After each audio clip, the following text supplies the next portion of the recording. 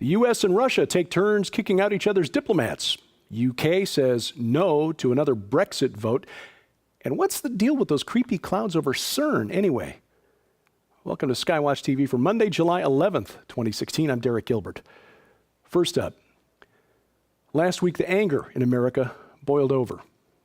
5 police officers ambushed, killed in Dallas Thursday night. U.S. Army veteran apparently angry at the shooting deaths of 2 black men in contentious situations by police in Baton Rouge and Falcon Heights, Minnesota. Some commentators are comparing the situation in America now to 1968, the year that Martin Luther King Jr. and Robert F. Kennedy were assassinated, a year of riots, cities burning, and the rise of the Black Panther Party. Now that's a bit over the top. It's not quite that bad yet, but it is clear that there has been a rise in political polarization, if nothing else, over the last 20 years. According to Pew Research, the percentage of Democrats who say they have a very unfavorable view of Republicans has doubled since 1994, and the same holds true for Republicans and their view of Democrats. Why? There is less overlap on basic issues and values than there was in the mid-90s. Democrats and Republicans are seeing very little common ground anymore, which wasn't the case when I was a kid. This is manifested in political initiatives such as same-sex marriage that were unthinkable even 10 years ago here in the United States. And with the 2 candidates put forward by the major political parties for president in 2016, this animosity and perhaps violence not going to get better anytime soon. An example of the division in the nation, a group at New York University, students blaming the recent killings of black men by police officers in America on Israel. Seriously. Students for Justice in Palestine posted to its Facebook page a claim that the same forces behind the genocide of black people in America are behind the genocide of Palestinians. Now, that makes no sense on a couple of levels, starting with the fact that the population of Palestinians in Israel has actually grown exponentially since the establishment of the Jewish state. But in the wake of Thursday's shootings, pro-ISIS hackers posted information to the internet that they claim was taken from the Dallas police force. So-called United Cyber Caliphate uploaded Excel spreadsheets including the names, addresses, and races of thousands of people it claims were arrested by the Dallas PD. It also posted information, it said, about the 12,000 alleged records of members of the Dallas police force. Now, the Dallas PD only has 3,500 officers, so either this includes a lot of people no longer with the force or the whole thing is a lie. But sadly, this fundamental division between white and black in America is serving no real purpose, except for those principalities and powers who want to kill us all. It drives a wedge between our communities, increasing the probability that there will be no peaceful resolution to the tensions that now exist. And in that vein, a leader of the new Black Panther Party is calling for the establishment of its own government, a nation within a nation, as it were. Babu Omowale, the so-called Minister of Defense for the group, said in an interview that the group and its allied organizations want to take control of the governments in 5 southern states: Louisiana, Mississippi, South Carolina, Alabama, and Georgia. And they're calling for African Americans to migrate those states, buy property, take over the economic and political reins of power there. There's no telling how serious these guys are or how much power they can actually bring to bear, but it is another example of how the United States has been balkanized, separated into fractious, hostile camps, which is exactly what the supernatural principalities and powers want. Them and their human dupes, who find that a people divided are much more easy to control. Now, having said all of that, we in the United States may have crossed another boundary on Thursday. The suspected shooter in the police killings, Micah X. Johnson, was killed by police after a 3-hour standoff at a parking garage. Johnson wouldn't give himself up, so the police sent in a bomb-carrying robot, which it detonated, taking the life of Johnson. Now think about this. Even though the robot didn't have wings, what happened in effect was that an American citizen was killed by a drone, a robotic weapons platform. Now, the media, in covering this story, has been presenting us with a false choice. If we raise a question about whether this is appropriate, we are somehow uncaring, unconcerned about the lives of police officers, and nothing could be farther from the truth. We have family members who serve and serve honorably in police forces around the country. It is possible to not want any harm to come to those officers of the law while they carry out their duties, while still objecting to the idea that our government can use drones to kill American citizens without due process, killing Americans who've been accused but not convicted of any crime. In other news, speaking of drones, the Department of Energy says drones have been spotted over the Savannah River site. This is a nuclear reservation in South Carolina. None of the reactors there are online, but there is plenty of nuclear waste. As you might guess, it's against the law for drone pilots to fly their craft over nuclear sites, military facilities, and other restricted airspace.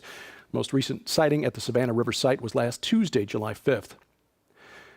The U.S. and Russia ramping up tensions a bit, engaging in some tit for tat in the month of June. The U.S. reportedly, or deported, I should say, 2 Russian diplomats last month after what was called an attack by a Russian policeman on an American diplomat in Moscow. Russia's responded in kind to Americans in Moscow, declared persona non grata, and invited to leave the country. The Russian government also said the American diplomat, allegedly attacked, was in fact a CIA operative returning after a mission. There have been a number of military close calls between the U.S. and Russia in recent months, most recently last week when a Russian ship came within 150 yards of the San Jacinto, USS San Jacinto in the Black Sea. And I know it's San Jacinto technically, unless you're in California, and it's San Jacinto. I'm from Illinois, where there's a town called San Jose, J-O-S-E. So, Britain's Foreign Office, responding to an online petition with 4.1 million signatures, has said no to another vote on Brexit. After the UK voted leave June 23rd, this online petition began to circulate. 4.1 million signatures, but the British government apparently prefers to just let the vote stand. Some of the fallout from that vote: it appears the next Prime Minister of the United Kingdom will be Theresa May. She faced a challenge for leadership of the Tories from Andrea Leadsom, who formally withdrew from the race today, Monday. So Theresa May virtually assured of the job, and she'll be tasked with triggering Article 50 in the European Union Treaty, the Lisbon Treaty, or finding a way to undo the whole thing and stay part of the pack. A new study released by the Veterans Administration last week reveals a startling and tragic statistic. About 20 military veterans a day in the U.S. commit suicide. In 2014, the last year for which statistics are available, more than 7,400 veterans took their own lives. That's 18% of the total number of suicides that year in America. And veterans only make up 9% of the population. Been watching the market today, Monday. You got to be asking yourself, what's going on with investors? The Standard & Poor's 500 opened this morning at an all-time high. Looks like it's going to close even higher. The Dow has more than rebounded from its fall after the Brexit vote. But when you look at the underlying data, it don't look so good. This chart here shows 3 things. The green line is the difference in yield between a 10-year Treasury and a 2-year Treasury. That's a bond sold, basically U.S. government debt. When the green line is high, it's because banks can borrow cheaper and sell at a higher rate of interest, or lend money rather at a higher rate of interest. So they can borrow cheap, lend high, and they make more money, which is ostensibly good for the American economy. The red and blue lines show loan delinquencies and charge-offs because of bad loans. When those numbers are high, it's because loans are not being repaid. That's bad. And this is a problem for banks because those lines have crossed and are moving in opposite directions, and they're not the directions we would want for a healthy economy. In fact, the last time those lines crossed, moving in opposite directions, was in 2007, and that was the crisis that gave us the U.S. bank bailout, the $700 billion toxic asset relief program, TARP, and the $832 billion economic stimulus program. And 8 years later, we're still in this mess, mainly because banks no longer lend money to promote economic activity in terms of actually manufacturing goods or providing services. They're basically taking the money and playing roulette, gambling on complicated financial instruments that have nothing to do with actually making tangible goods.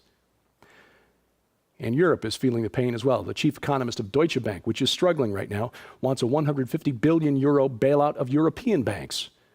As I said last week, in the spirit of never letting a good crisis go to waste, global elitists would find a way to use the Brexit vote as an excuse to demand more central government control, intervention, and ultimately global control over the world's economies. And of course, since almost everything that you and I do as human beings can be somehow defined as economic activity, ultimately this is the way we will one day find ourselves under a one-world government. The ecumenical movement continues to roll Catholics, or try to roll Catholics, Protestants, and Orthodox believers into one big happy family. In Europe, 1,700 Christians from 300 denominations met last week in Munich for a gathering called Together in Europe. The ecumenical gathering was endorsed by the Vatican and the Ecumenical Orthodox Church based in Istanbul. Leaders of the Roman Catholic Church, the Anglican Church, several Orthodox churches, Protestant and evangelical denominations, including some Baptists and Pentecostals, debated for 3 days about how to work together for reconciliation. At the end of the 3-day gathering, the Congress had a rally attended by 5,000 people under the banner, 500 years of division is enough. Not if they're not going to say sola scriptura. And finally, what's the deal with these creepy clouds over CERN? I try not to go too heavy on stories like this because, frankly, there's a lot of bad information on the internet about CERN, and I don't like to fan sensational conspiracy theories without some kind of evidence. Like, for example, the Mandela effect thing. I'll say it again. CERN doesn't work like that. It's not a time machine. But on June 24th, during an underground test of the Large Hadron Collider, an experiment called AWAKE, these clouds appeared over the facility. Now, it's just probably a coincidence, weather moving in while they were running the LHC, but still, the director for research at CERN, Sergio Bertolucci, back in 2009, said that one of the possible implications of AWAKE was that it might open a portal, and I quote now, "Out of this door might come something, or we might send something through it." End quote. Bear in mind that China is planning to build its own particle accelerator like the Large Hadron Collider, except twice as big. Construction scheduled to begin in 2020. This week on SkyWatch TV, we talk politics and preparedness. Gary Haven returns, the writer and producer of the movie Amerigeddon, reminds us that the first step of preparedness is accepting Jesus Christ as Lord. It's an interesting conversation. We get into politics. We get into the state of our nation today. Gary Haven on SkyWatch TV. You'll see that tonight on the Victory Television Network, 8:30 p.m. That's down in Arkansas and around Memphis.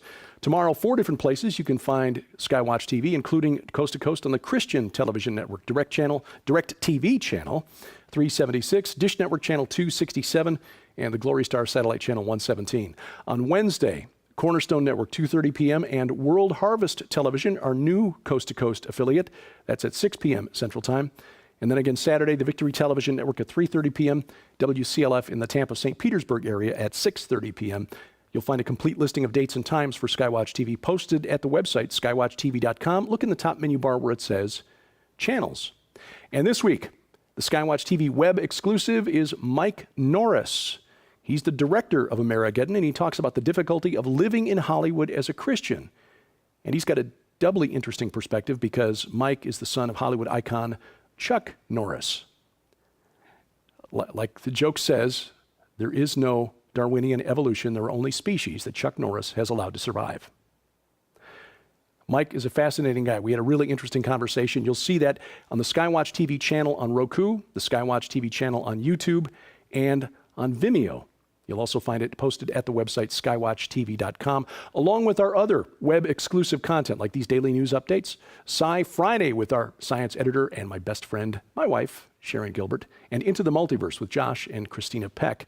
Also, Skywatch Women and forthcoming Teens Rock with Joe Artis. All of that available only at skywatchtv.com.